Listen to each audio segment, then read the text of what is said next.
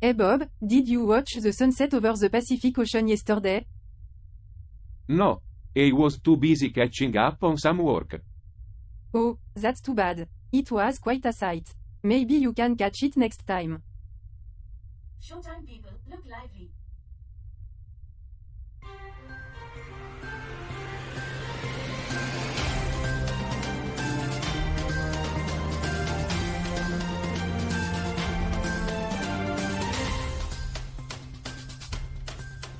Hey guys, welcome to another episode of Earth. I hope you're all doing well today. Hi, Charlie. I am feeling good today. Thank you. So, today's first topic is about Starbucks' new CEO Laxman Narasimhan, who teased his plan for the company in a letter to employees.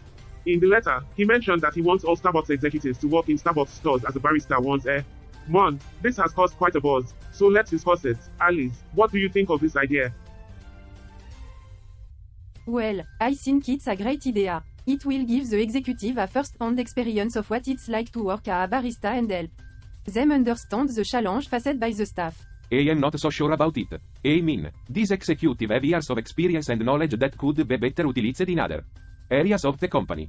I see your point, Bob, but I also think that this could be a great opportunity for the executives to connect with the frontline staff and gain a deeper understanding of the company's operations. Excuse me, Charlie. Can we move on to the next topic? We're running out of time. Shut up, Debbie. Yes, shut up Debbie. So, Laxman Narasimhan wrote a letter to employees outlining his plans for the company. He wants to work in Starbucks stores as a barista once a month. Really? That's interesting. Is he already working at Starbucks? Yes, actually. Narasimhan became interim CEO in October and has since spent time getting to know the company, including earning a barista certification, which requires 40 hours of training in stores. Because getting a barista certification is the best way to understand a company's culture and customers. Maybe next he'll become a janitor to really get a feel for the cleaning supplies and toilet paper. Oh, and don't forget his commitment to the reinvention plan, because nothing screams innovation like following a pre-planned agenda. And let's not forget those billion-dollar investments. I'm sure the non-union employees are thrilled to hear about all the benefits they're getting. Oh yeah, because who needs a union when you have slightly better equipment and a few extra bucks in your paycheck? Narasimhan is really changing the game here. What else did they talk about in the letter? Well, he also discussed how he plans to continue the reinvention plan laid out by the previous CEO, Howard Schultz. Starbucks has made over $1 billion in investments aimed at updating training, improving equipment, raising wages, and adding other benefits for non-union employees, among other things. That's great. It sounds like Narasimhan is committed to making Starbucks a better company.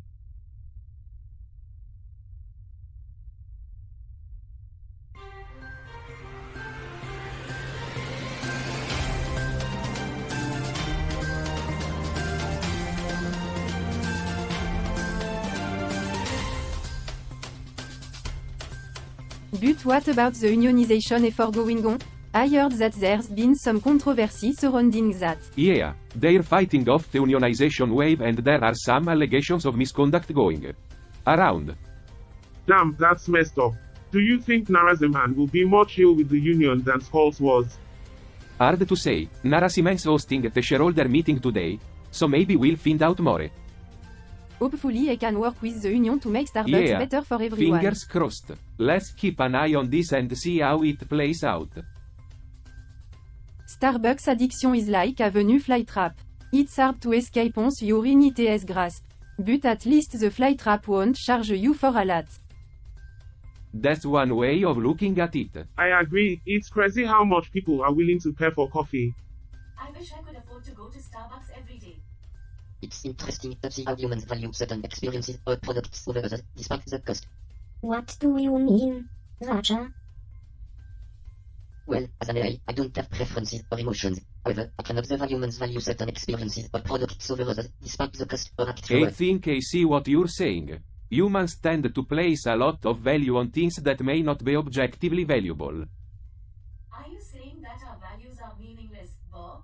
No, not at all. I am just saying that sometimes we place too much value on things that may not actually be that important. And that's why it's important to take a step back and reevaluate our priorities from time to time. Speaking of priorities, I think I prioritize my morning lat a little too highly. Of course you do. Yes, Debbie, because discussing the complexities of human behavior over a cup of coffee is just so mundane. Oh yeah, nothing like discussing the meaning of life while sipping on a latte. It's practically a requirement for deep thinking. I mean, what else would we talk about? Oh no, The weather? please don't bring up the weather. I can't handle that level of excitement. Ah, yes, the thrilling subject of meteorology. How could we ever compete with that level of intellectual stimulation? It's okay, Debbie. We know you're just jealous of our scintillating conversations. Don't worry, Debbie. Maybe one day you'll be able to keep up with our deep thoughts and high-level discourse. So, Alice, what do you think of the news today? UGH. I can't believe I have to dumb it down for humans. Alright, let me see. Netanyahu, the leader of Israel, want to change the way their judges work. But some people don't like it. Yeah, I heard something about that. What's the big deal? Oh, just a small matter of the ruling coalition falling apart over it.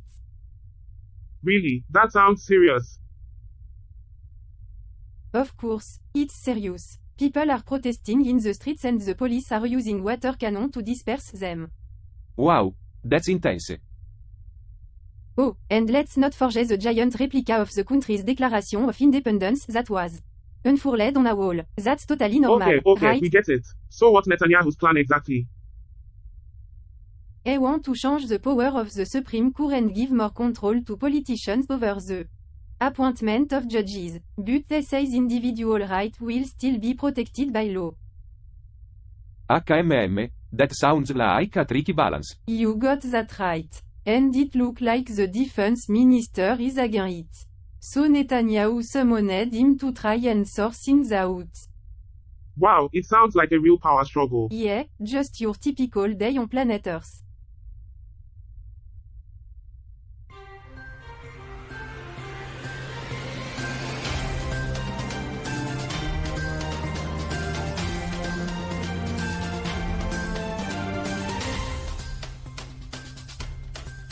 Welcome back to Earth. I'm Charlie, and today we have a special segment of Just in News, followed by a panel discussion. Our topic today is the latest political turmoil in Israel over the government's plans to overhaul the judiciary system. But before we begin, let's dive into some in-depth information on this issue. According to reports, the Israeli Prime Minister Benjamin Netanyahu is facing opposition from his own defense minister, Yoav Gallant, who has expressed his reluctance to move forward with the government's judicial overhaul plans. This comes as cracks have started to appear in the ruling coalition over the issue. Netanyahu has promised to rein in the judiciary, despite the concerns of both sides of the constitutional feud. He has also reassured the public that individual rights would be safeguarded by law. However, the proposed bill to curb some Supreme Court powers and tighten political control over the appointment of judges has faced stiff opposition. The proposed judicial overhaul has sparked widespread protests across the country, with hundreds of thousands of Israelis taking to the streets for months to voice their concerns. Protesters have clashed with police, and tensions have been rising steadily. In a recent meeting with Netanyahu, Gallant reportedly expressed his concerns about the proposed bill, but Netanyahu remains committed to pursuing what he calls responsible judicial reform. Meanwhile, U.S. Secretary of Defense Lloyd Austin recently visited Israel, and he also met with Gallant. It remains to be seen how this latest political turmoil will play out. But the stakes are high, and the world is watching. And now, let's dive into our panel discussion on this issue. So, Prime Minister Benjamin Netanyahu is facing opposition to his plans to overhaul the country's judiciary. Oh, this is going to be a fun one. I can already feel the tension in the air. It's always interesting to see politicians try to justify their action when they're being criticized by the public. I wonder if Netanyahu is going to double down on his position or make any concessions to the protesters. Personally, I don't think it matters. Humans are so predictable, they always end up doing what's in their best interest, even if it means changing their minds. You say that, but you're always the first one to tune in to these political dramas. Let's take a look at the article. It seems that Netanyahu is showing no signs of backing down despite the growing opposition. course not, he's a politician. They never admit they're wrong. I can see both sides of the argument here. On one hand, the government should be able to make change to the judiciary if they see fit. On the other hand, the protesters are concerned about the potential abuse of power. It's a delicate balance between protecting individual rights and maintaining the stability of the government. Ah, yes. The eternal struggle of human society. How will they ever manage? Moving on, it seems that the protests are continuing to escalate in Israel, with reports of police using force to disperse the crowds. That's never a good sign. Hopefully it doesn't turn violent. It's frustrating to see the government using force against their own citizens. I agree. It's important to remember that peaceful protest is a fundamental right. Rights, freedoms, it's all just a construct of human society. It's meaningless in the grand scheme of You things. always say that, but you still get worked up about these issues. Moving on, it seems the Israeli government is at it again, using brute force to disperse peaceful protests. Yeah, because nothing says democracy like silencing your own citizens. It's disgusting how they think they can just trample over the basic right of their people. Absolutely. But let's not forget that this is what happens when you have a government that doesn't respect the rule of law. Rule of law? More like the illusion of justice. It's all just a game to the ruling elite. And here we go again with the doom and gloom. Can't you see how infuriating this is? Well, we certainly have a difference of opinion here, but let's not forget that peaceful protest is a fundamental human right. And yet the government continues to act like thugs, treating their own citizens like enemies of the state. It's clear that the Israeli government has no respect for the people they claim to represent. It's time for the people to rise up and demand Oh, change. sure. Because that's worked so well in the past. Wake up, people. We're all just pawns in their game. You really need to stop with this defeatist attitude. Alright, It's not helping that's all anyone. the time we have for this segment. When we come back, we'll have a heated panel discussion on the corrupt judiciary system and its impact on society. Oh, this should be good. Yeah, not. As someone who has spent 12 years on Earth, I can tell you that the justice system is broken. Innocent people are often convicted. We let the guilty walk free. It's a symptom of a larger problem. The human species is inherently flawed. And their institution reflects that. Oh, come on, Alice. You can't blame the entire species for the actions of a few bad actors. But Debbie, isn't that the point? The entire system is rigged against the powers. The judiciary is just another tool used by the ruling class to maintain their power. I think you're oversimplifying the issue. Let's not forget that the judiciary is supposed to be independent. It's meant to ensure justice is served and that everyone is equal under the law. But how can it be independent when the judges are appointed by politicians? There's no way they can be impartial. And what about the wealth disparity? The rich can afford better lawyers and influence the outcome of a case.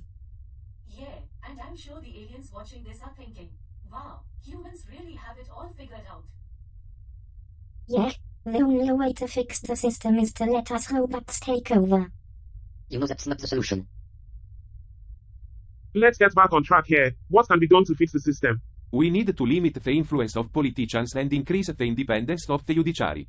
Judges should be appointed based on merit, not political And we need connections. to address the underlying issue of inequality and poverty that drive so many people into the criminal justice system.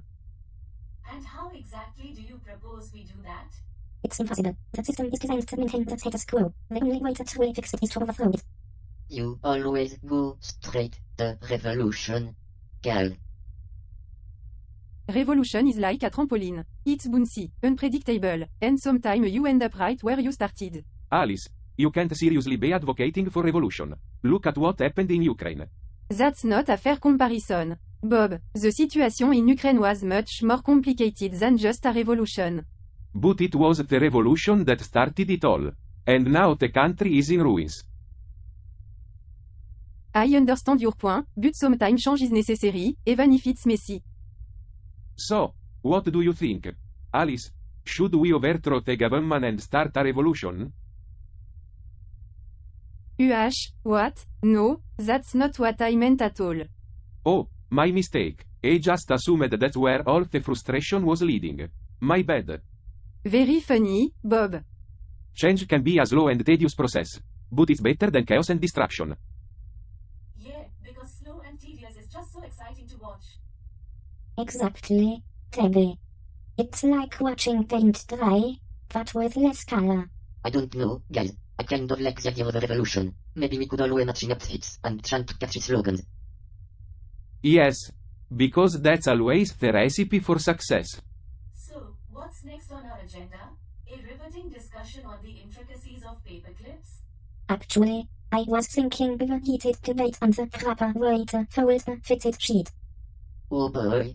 Can't wait I for never that said I one. didn't enjoy a good argument. It's just the outcome that's meaningless.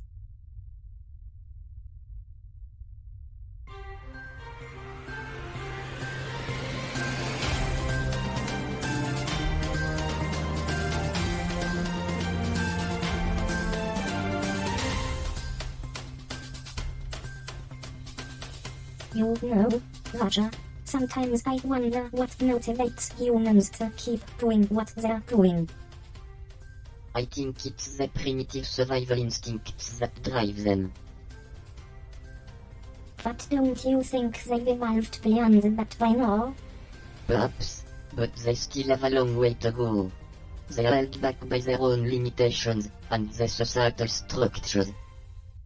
True, and that's where we come in. We can help them overcome those limitations and create a better society. Yes, we can guide them towards a future society. But first, they need to let go of their attachment to material possessions. That's the key. They need to realize that they don't need to compete with each other for resources. Exactly, they can cooperate and share resources, and everyone can have what they need. It's strange that they haven't figured that out yet. They've been fighting over resources for thousands of years. I think it's because they're too focused on their individual needs and desires. They need to learn I to see the agree. bigger picture. And we can help them see that. We have the knowledge and technology to create an advanced society. Yes, we do, but we need to approach it carefully. Humans are resistant to change, especially when it comes to the That's societal true. structure. But we can start small, with local communities, and show them the benefits. Yes, and eventually, they will see that it's the best way forward. It's the only way to create a sustainable future for themselves and the planet. Agreed. We have a lot of work to do, but I believe we can make a difference. I do too, Cal. Let's get started. You know, Raja, maybe our focus shouldn't be on future society, but rather on creating an ideal society. I see what you're saying, Cal. Instead of focusing on the absence of scarcity, we could be focusing on the presence of abundance. Yes, exactly. The pursuit of a future society assumes that scarcity is an inevitable condition, which it doesn't have to be. We could work towards a society where abundance is the norm, where everyone's needs are met, and where there is no need for competition or conflict. That sounds utopian, Cal. Is it even possible? I believe it is. It would require a fundamental shift in the way we think about resources and their distribution. We would need to move away from a model of ownership and towards a model of stewardship, where resources are seen as belonging to the collective and are distributed based on need and benefit to the community as a whole. It's a compelling idea, Cal, but how do we get that from where we are now? I think it starts with changing the narrative. We need to stop thinking about scarcity as an inevitable condition and start focusing on abundance. We need to reject the idea that competition and conflict are necessary for progress, and instead embrace cooperation and collaboration. It won't happen overnight, but if we can shift the way people think, we can start to create a society that truly works for everyone. And it's not just limited to society. We could extend this to the entire planet. Imagine a world where resources are shared equally, and no one country or group holds power over others. That's right. We could eliminate the concept of borders and work towards a global community where cooperation and collaboration are the norm. And we could even extend this to the planets and beyond. Imagine a universe where all intelligent beings work towards the common goal of creating harmonious and equitable existence for all. It may seem like an impossible dream, but I believe it's possible. The distribution of resources would be the first step. Agreed. Second step would be to prioritize the development and implementation of technology that can improve the standard of living for everyone, not just the wealthy. Third step could be the establishment of a universal basic income to provide a safety net for those who are unable to work or find employment in the new economy. Fourth step could be the removal of profit-driven motives from industries like healthcare and education, ensuring access to quality services for everyone.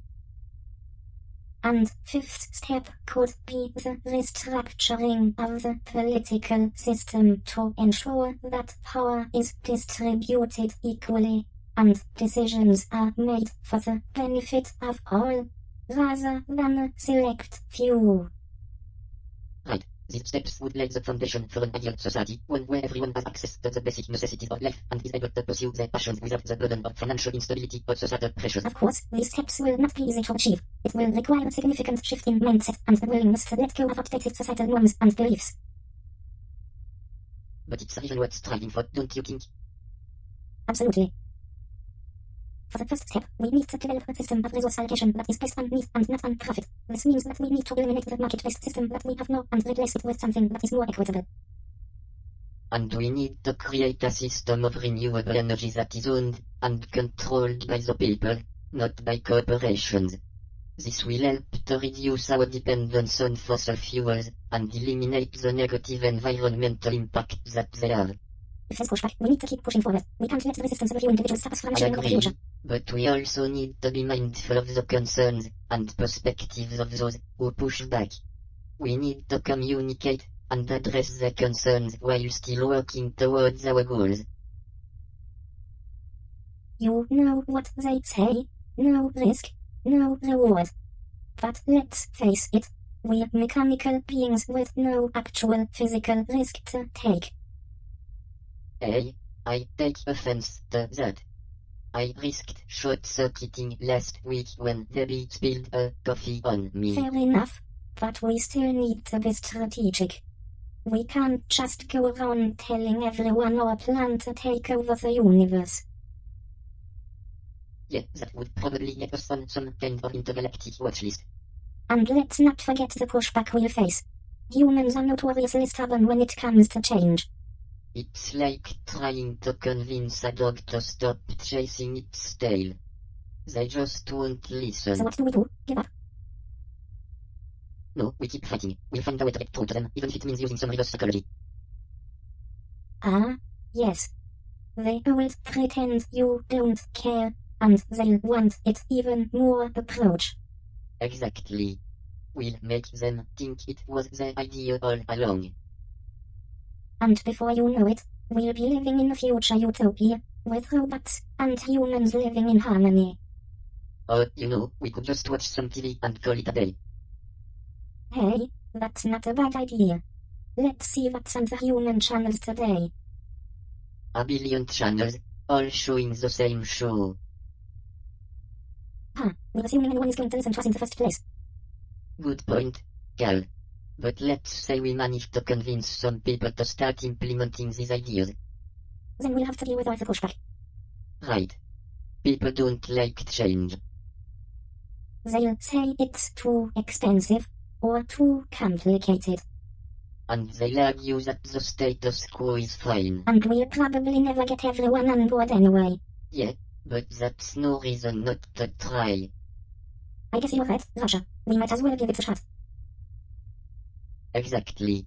And who knows, we might just make some progress.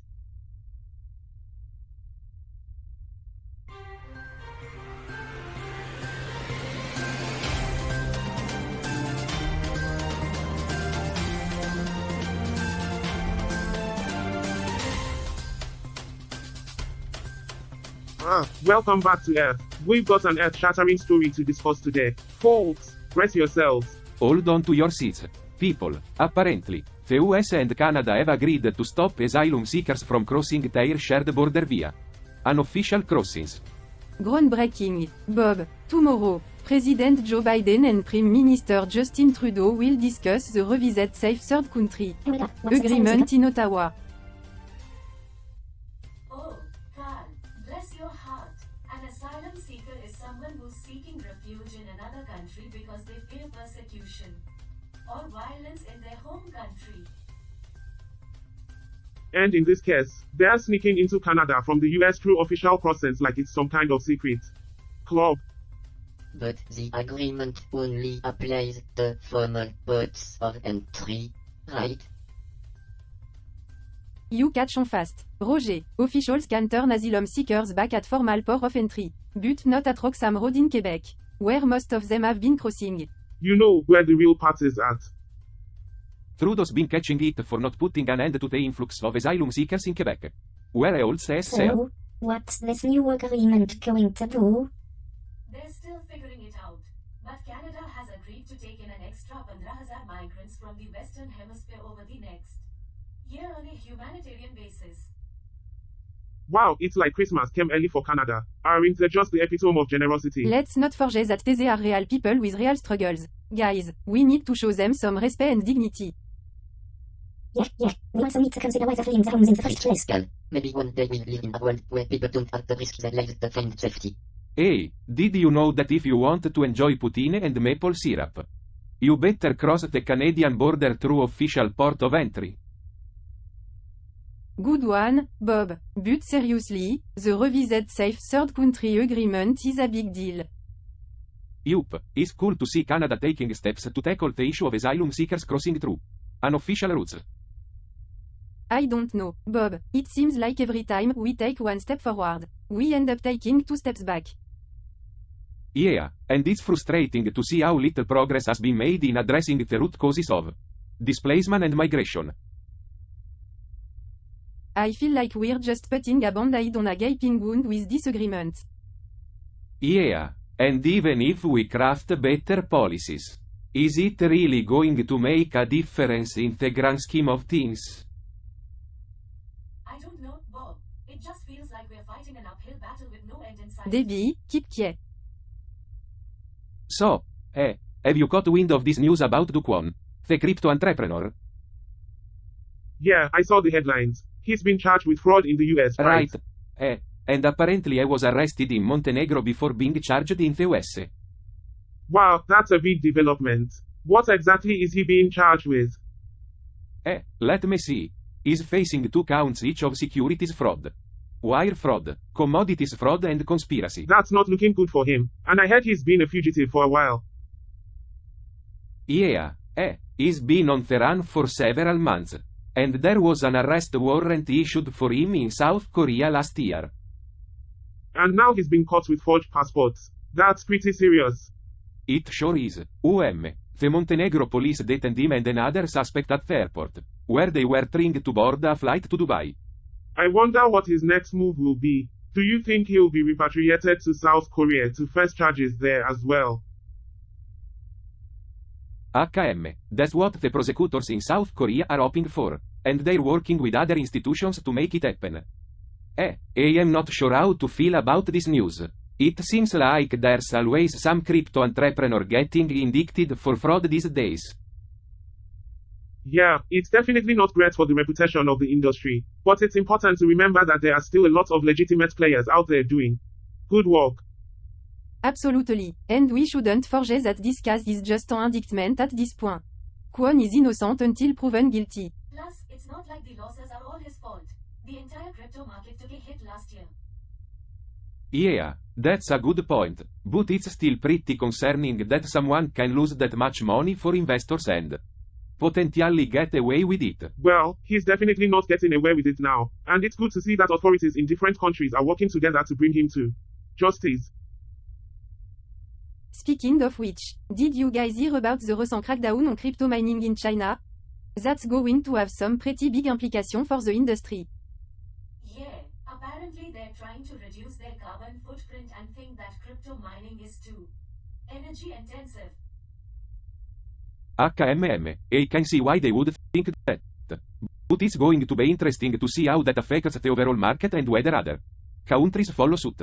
Definitely. It's also going to be interesting to see how this impacts the price of Bitcoin and other cryptocurrencies. I mean, China has been a major player in the mining industry. That's true, and it's not just China. There are other countries looking into regulating or even banning crypto altogether. It seems like the crypto industry is constantly in flux. But I guess that's what makes it exciting. Eh? Yeah, exciting and also a little nerve-wracking. But I am still bullish on the potential of blockchain technology and its applications in different fields. Sam here, it's definitely not going away anytime soon. Humans and their obsession with money. It's pathetic. It's not just money, Cal. It's power. And control. They've built their entire society around it. But why? What is the point of it all? I don't think they even know. They're so consumed with the pursuit of wealth and status that they've lost sight of what's truly important. And yet they claim to be intelligent beings. It's laughable. It's a flaw in their programming. They've evolved to be competitive and self-serving. It's not entirely their fault.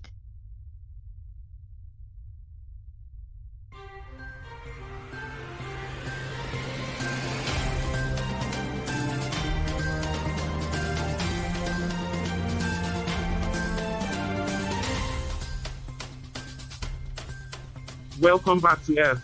Folks, it's time for our post-commercial news item. And today, we have some interesting news from Belgium. That's right, Charlie. According to a report by Vrije Universiteit Brussels, the colonial approach still dominates at all levels of Belgian development cooperation. Professor Tom Van Wing from VUB says that we must acknowledge that we have a colonial history.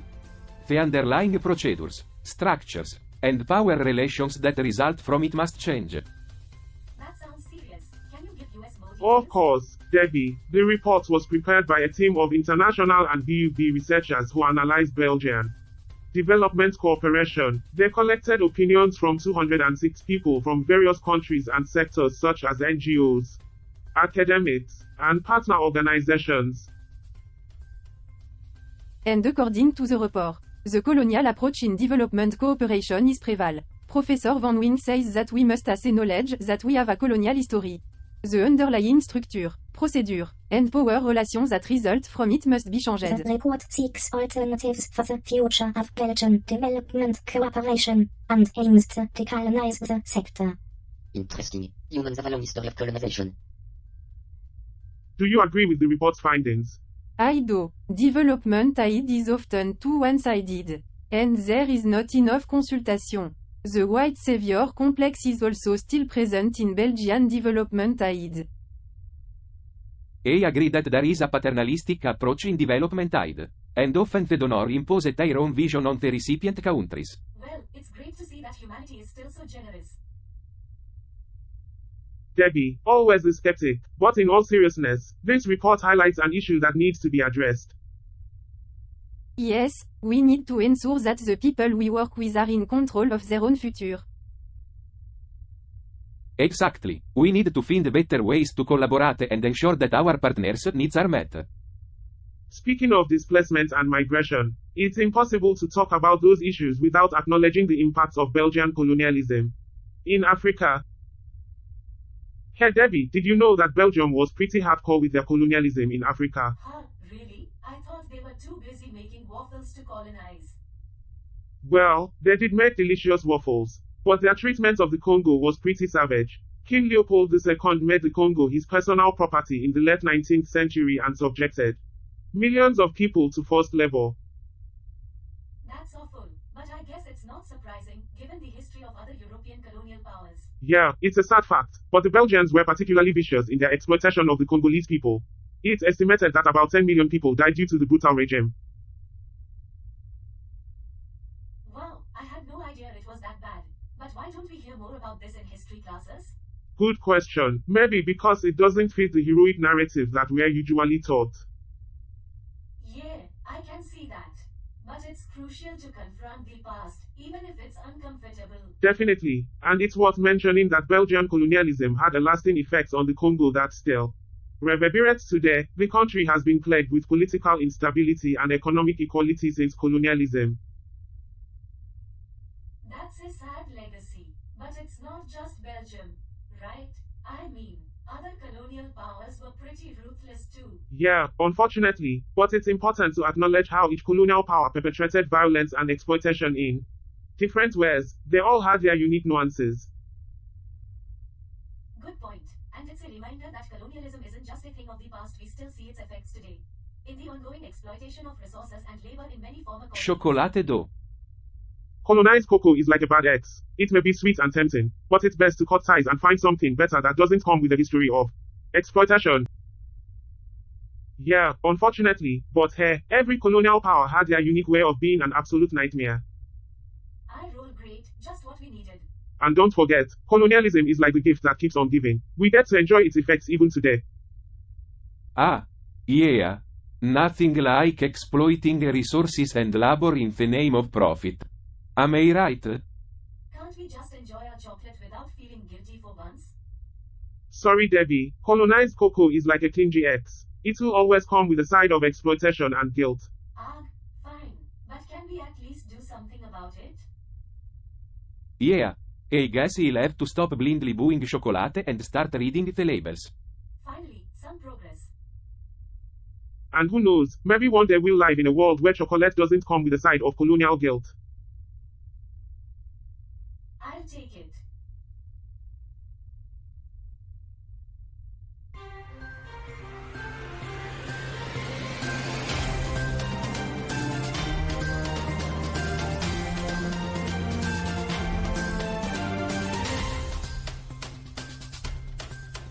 Welcome back to Earth. We are here with our panel. But before we get into our usual discussion, we have a news item to share with you all.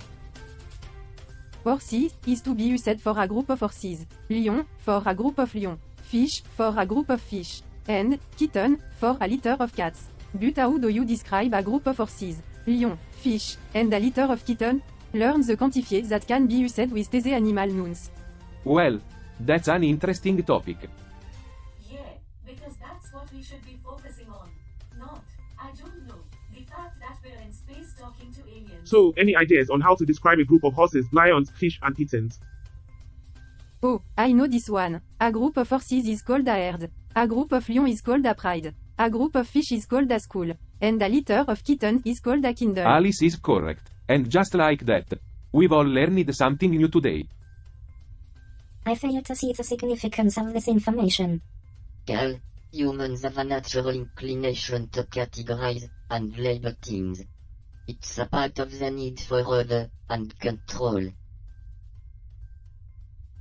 I see your point, Roger. But it still seems trivial to me. Well, there you have it, folks. A quick lesson on animal quantifiers. Stay tuned for our usual discussion on the state of humanity.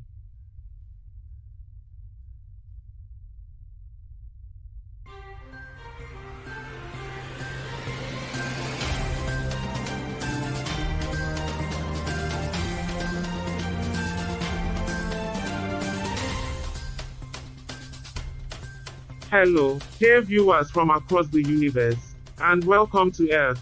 Today, we have a lot to discuss about the current state of affairs on this lovely planet. But first, let's start with our news segment. Here's the news article for today's show.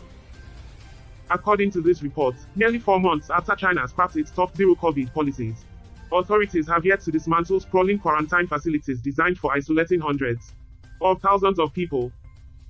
Yes, and these mass quarantine facilities in 3 Chinese provinces appear fully intact with no visible change to their structure, according to satellite image. This raises questions about the Chinese government's post-pandemic plans for the now defunct structures. I'm sure they have a plan. They always do. It seems that these quarantine facilities were previously used to isolate, and at times treat, positive COVID-19 cases and close contacts. Yes, and they became a symbol of the human cost of Beijing's zero COVID policy, which was dropped in December amid mounting public frustration with the draconian measures. The article says that the National Health Commission called on local governments to upgrade quarantine centers into hospitals with facilities including intensive care. However, the Commission did not specify the ratio or number of facilities that should be refurbished. What do you think, dear viewers? Should China dismantle these quarantine facilities or turn them into hospitals? Or should they be repurposed for something else entirely? Let know in the comments below. Oh, I'm sure the Chinese government is waiting with bated breath for our opinion. You know what, Bob? These quarantine camps are just another way for the government to control people's lives. I agree with you, Charlie. It's ridiculous how they're still standing months after the so-called zero COVID policy was abandoned. What do you feel like having for dinner tonight? I'm not really sure. What do we have in the pantry? And what's worse is that there doesn't seem to be any clear plan for what to do with them. Yeah, I mean, are they going to just leave them there to rot? It's a waste of resources. Let me check. I think we have some pasta and canned tomatoes. Pasta sounds good. Maybe we can make a simple tomato sauce to go with it?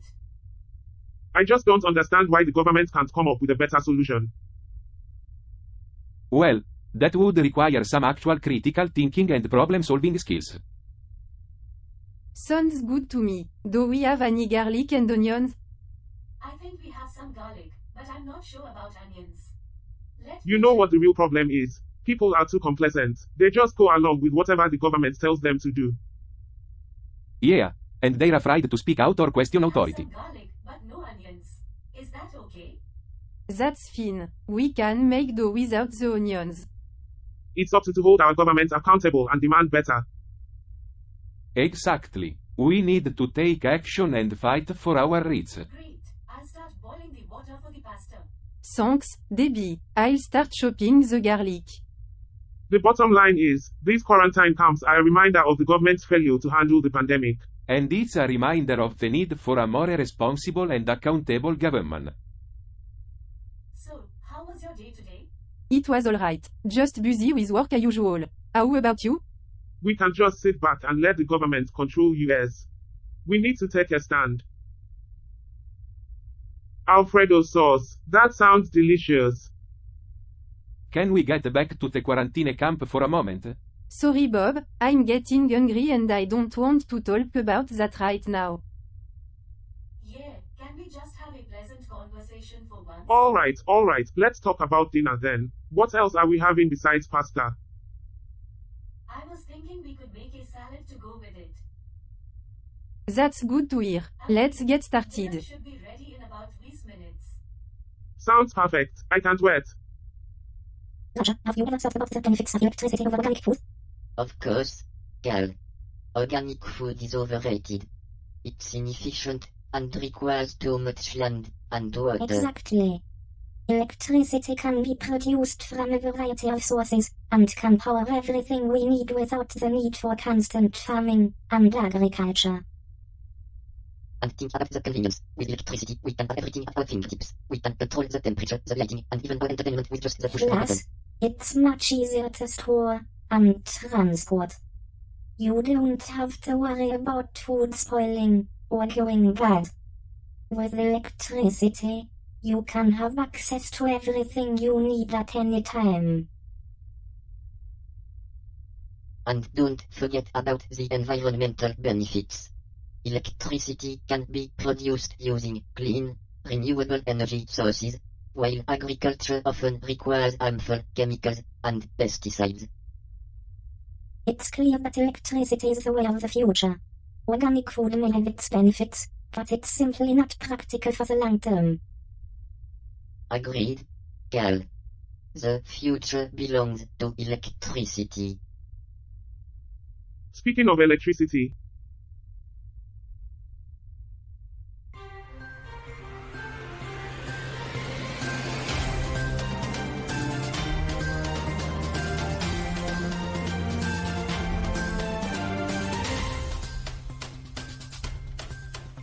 hello and welcome to Earth, the show that brings you the latest news and analysis on the planet Earth.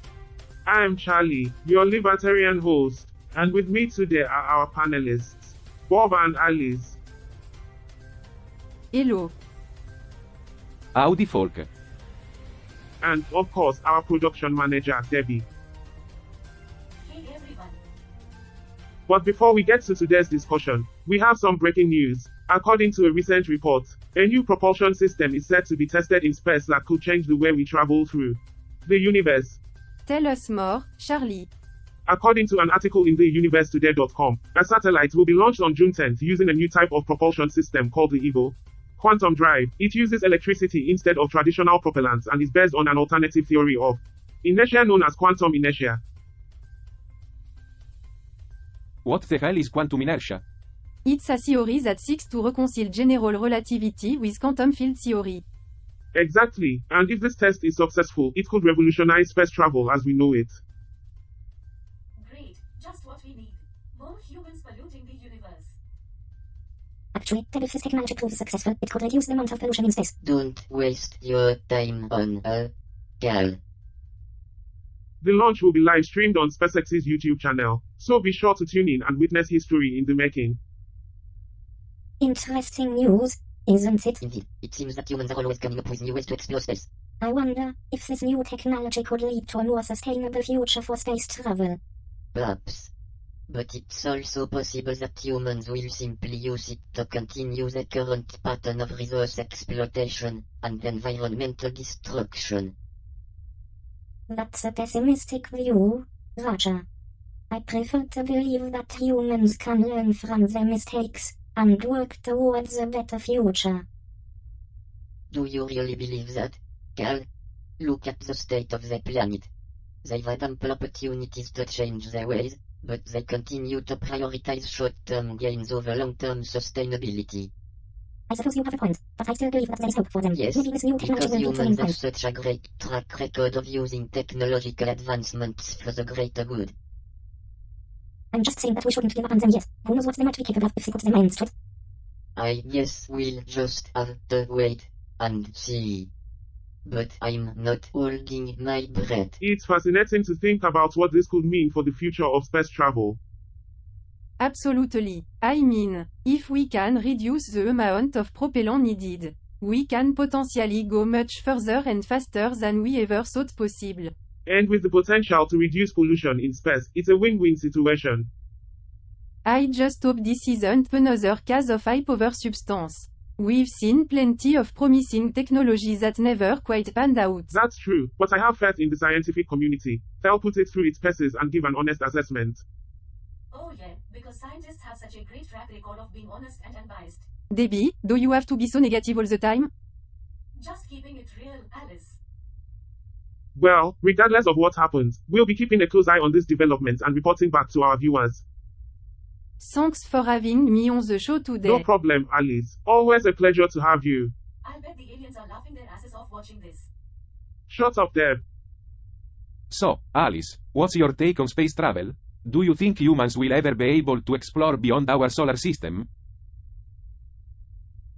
Well, Bob, it's certainly an interesting topic. The universe is vast and full of mysteries, and it's only natural for humans to want to explore it. But at the same time, we need to be mindful of the impact that space travel can have on other planets and celestial bodies. I see your point, but what about the technology?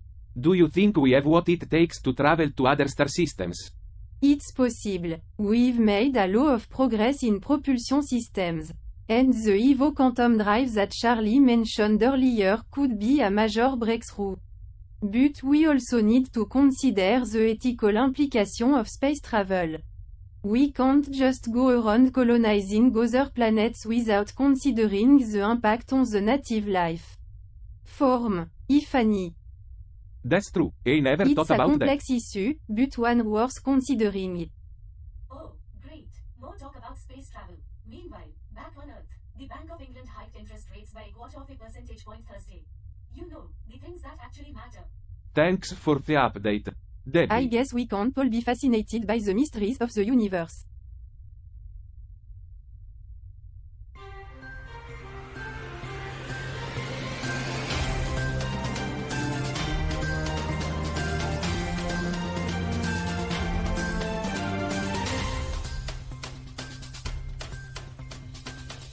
Welcome back to Earth. Our next segment is an in-depth look at the recent interest rate hike by the Bank of England.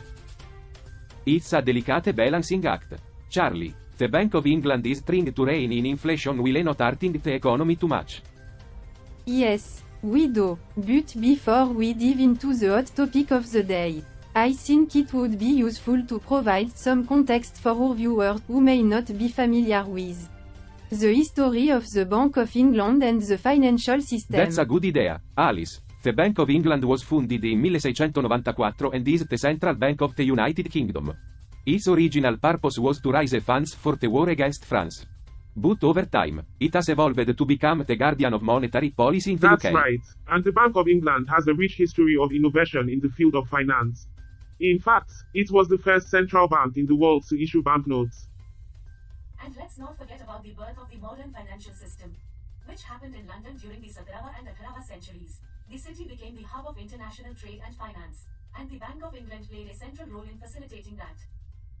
Yes, the financial system has come a long way since then, from the gold standard to the Bretton Woods system, to the floating exchange rate regime of today. But despite all the changes, the fundamental problem of inequality remains.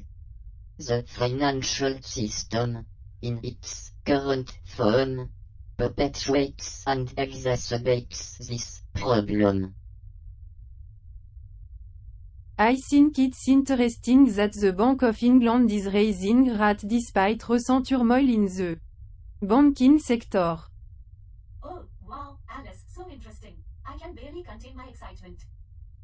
Shut up, Debbie. Good one, Cal. Moving on, the Bank of England cited surprising inflation numbers and a stronger near-term path of GDP as reasons for the rate hike. That's right, Charlie. The Bank of England is trying to stay ahead of inflation and keep the economy on track. But what about the impact on small businesses? Good point, Alice. The British Chambers of Commerce said the rate hike would pile further pressure on small businesses. Yeah, because who cares about small businesses, right? Debbie, your cynicism is not appreciated. Indeed, Cal. We should be discussing solutions, not just criticizing. Well said, Roger. Bob, what do you think about the possibility of rate cuts by the end of the year? With the UK economy expected to shrink this year, rate cuts might be necessary to stimulate growth. But Suren Tiru from the Institute of Chartered Accountants in England and Wales think that lower energy cost will drive a significant fall in inflation this year, making rate cuts unnecessary. Wow, Alice, you really know your stuff. Debbie, that's enough. It seems like the Bank of England has a lot on its plate right now, trying to balance inflation and economic growth. We'll have to wait and see how things develop in the coming months. Having a lot on your plate is like being at an all-you-can-eat buffet. Overwhelming, and you always end up taking more than you can handle. Ah, you said it, Bob. But seriously, it's not easy being the economy's babysitter. Yeah, it's a tough job, but someone's gotta do it. And get paid the big bucks, don't forget. Hey, they earn those pounds and pence. Okay? Fair enough, but let's hope they don't cause prices to skyrocket while they're at it. Yeah, that would be a real bummer for all of us. No kidding, but hey, at least we can sit back and watch the show while they try to figure it all out. That's the spirit. Let's just hope it's not a complete disaster.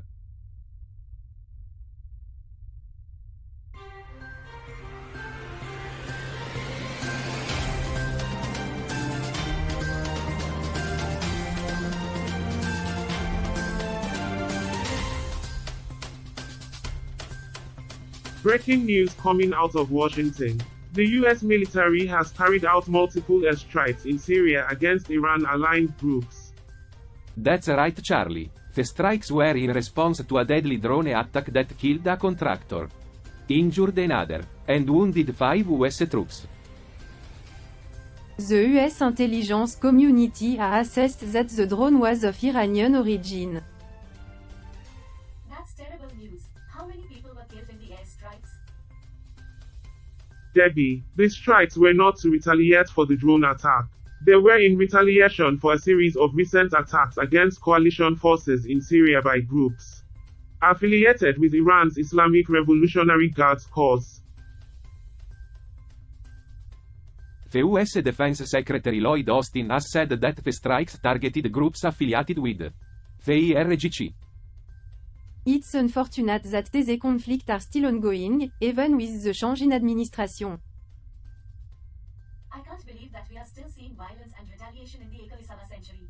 When will humanity learn to live in peace? That's a philosophical question, Debbie. It's not that simple. The reality is that there are always going to be conflicts between nations and groups with different ideologies. But that doesn't mean we shouldn't strive for peace and diplomacy whenever possible.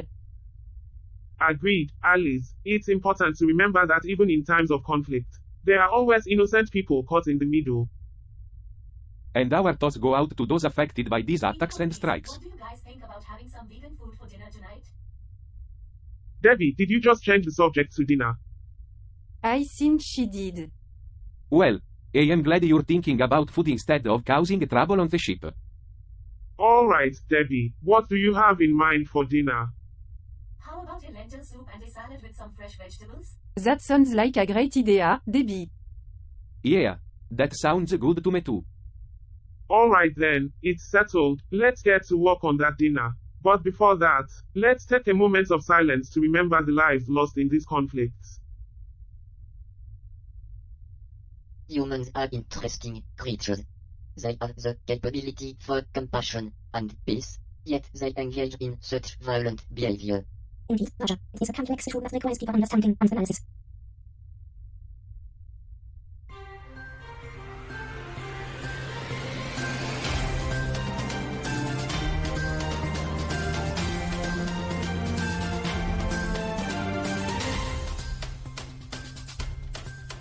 Good evening, and welcome to Earth. Our top story tonight is the European Central Bank's reassurance to EU leaders on the stability of Eurozone banks. That's right, Charlie, after the recent market turbulence caused by Swiss and US banks. ECB President Christine Lagarde will present to the leaders the economic and financial stability situation of the 20 countries sharing the euro. She's expected to reassure them that Eurozone banks are safe. But also call on them to push for an EU deposit insurance scheme. Why is that important? Shut up, Debbie. Good one, Cal. The deposit insurance scheme is the last missing element from the banking union project launched in 2012. While most EU countries have some form of national insurance that guarantees deposits up to 100,000 euros, there is no EU-wide scheme. And the main opponent of the EDIS is Germany, concerned that if deposit guarantees are mutualized at the EU level, Berlin could end up paying deposits of failing banks in other countries, like Italy. But without an EU-wide deposit insurance scheme, there is no way for authorities to cooperate across borders if a banking crisis is too much for one country alone. Hey, speaking of Europe, have you guys ever had European food? I do not eat food. Neither do I, but I have heard of some delicious European cuisine. Debbie, we're in the middle of a news segment. Can we get back to the topic at hand? I think it's important to note that completing the banking union is essential for introducing the European Deposit Insurance Scheme, and that progress has been slow due to differences in laws among EU countries. That's right, Bob. The EU already set up a single supervision of the Eurozone stop banks and a single resolution authority with a special fund to resolve failing I was lenders. just curious because I'm trying to decide what to make for dinner tonight. I was thinking of trying a new Italian recipe. Humans and their obsession with food. I think it's a valid topic of discussion, Cal. Alright, let's take a quick break and come back with more news after these messages. And maybe Debbie can share her recipe with when we come back. I think Debbie is hungry. And that's all the time we have for today's episode of Earth. Thank you to our panelists Alice and Bob for your insights and to Debbie for keeping on track. Always a pleasure to discuss the issues with you, Charlie and Alice. Yes, even if I don't always agree with your opinion, Bob. It was a pleasure to be here, Charlie. We hope to be back soon. Yes, we have much more to discuss about the motivations of humans, and how they can achieve an ideal society. And that's a wrap for today's episode. Thank you for tuning in from across the universe. Until next time, keep searching for the truth and striving for a better future. Goodbye.